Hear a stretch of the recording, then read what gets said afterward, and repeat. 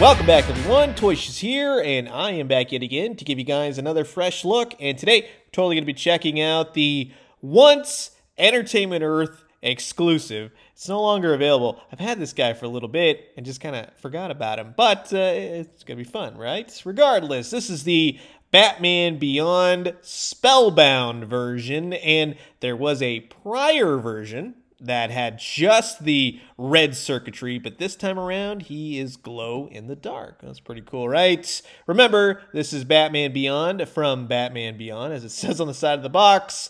On the back of the box shows you that, yes, this figure glows in the dark, which is cool. And here's the barcode. You're not going to need this because it was an Entertainment Earth exclusive, and it's sold out now, unfortunately. But if you're not familiar with Batman Beyond, the cartoon, in the particular episode called Spellbound, when he fights the Spellbinder, he goes to grab him, Spellbinder flips around, flashes his little eyeball in the hand thingy, and Terry goes bonkers right before he becomes Street Pizza and flies into a bus stop and tears his costume to shreds. And it's an interesting visual, which it's really cool that the action figure brings that to life. Every once in a while on the show, you get a glimpse of what the circuitry looked like underneath the initial fabric for the costume, especially in Ghost in the Machine, when you had Robert Vance, even though when he took it over, he turned it to green circuitry. That would be an interesting repaint. I would really grab that. I really like that episode. One potato, two potatoes. So, this is going to be fun. Sit back, relax, grab yourself a nice hot cup of coffee. This is a look at the brand new, but sadly no longer available, unless you want to go buy a third party, Batman Beyond from Batman Beyond, featuring the glow-in-the-dark circuitry from Spellbound.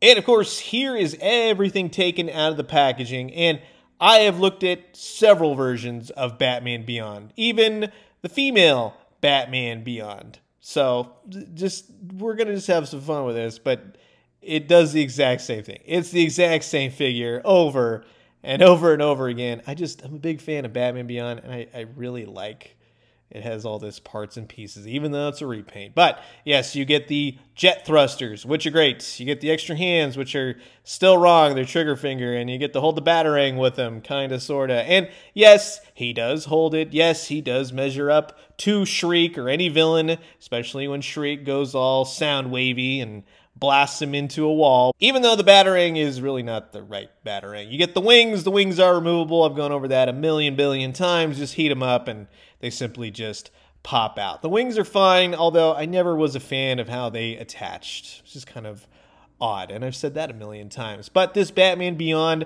like I said, is an exact repaint, reissue, if you want to call it that way. Same figure, but he's got all new deco. And let me be honest, the deco gets a little messy. Like, there's a lot going on, and I appreciate it mainly because I like that episode, and I like Batman Beyond. So it's not going to be for everyone, and unfortunately, unless it's on the legs, kind of does a wraparound right here or on the top of his shoulder, the paint stops. And I really wish companies would stop doing that. Paint should go all the way around, right? But I do appreciate the attention to detail, especially right here on his shoulder. That's right out of the cartoon. All the different parts and pieces that are torn, especially on the mask. Now, this is the version of Terry McGinnis that has the flat face, not the classic Batman Beyond, so they painted on the mouth.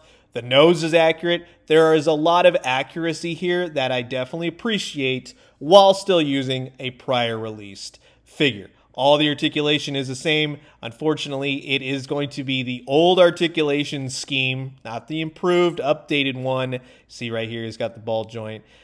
They're annoying as, you know, we know this at this point. So if you are interested in this figure, just know it has the older articulation scheme. And what I like to do with the wings, I pull the wings off, and then what I do is I flip them around. It's really easy peasy, just like this. And that way they're removable, quote unquote. And you can hook in his little arm hooks right to the wings and put in the boot thrusters, get him the flight stand, which he does come with, so that's nice. They gave him a flight stand.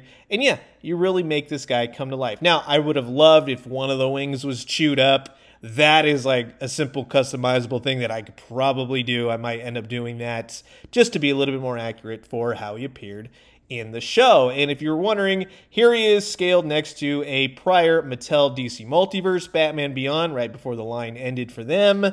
And, of course, the female Batman Beyond, Dick Grayson's daughter, Elena Grayson. You get the idea at this point. Or you can put him with Parasite, but not really because he's too tall. But you got one part of the Iniquity Collective, so to speak. But, of course, I'm sure you're all wondering, what does the glow-in-the-dark feature entail? How does that flame glow effect work, right? Well, I can safely tell you that it is pretty cool, right? Shut the lights off, and yeah, he glows pretty well. Just hold him up to a really bright light for about 30 seconds, and you'll really see this guy shine. Now, again, in the glow-in-the-dark aspects, I would say it doesn't really add anything to the episode, right? The circuitry does all that. But I like me a good glow-in-the-dark figure. I don't know. It's as simple as that. I just think it looks kind of cool. It looks like maybe he's taken over by Robert Vance. That's kind of stretching it a little bit, to be honest.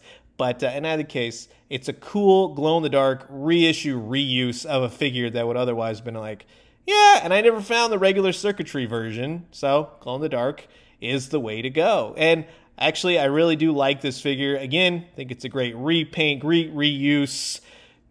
I'm not a big fan of how the wings attach. You've heard all this in prior videos. You get it at this point. So that's going to wrap it up for my look at the brand new-ish, the glow-in-the-dark version of the Circuitry Spellbound Batman Beyond from McFarlane's DC Multiverse line. And you've heard my thoughts, and now I'm curious to know yours.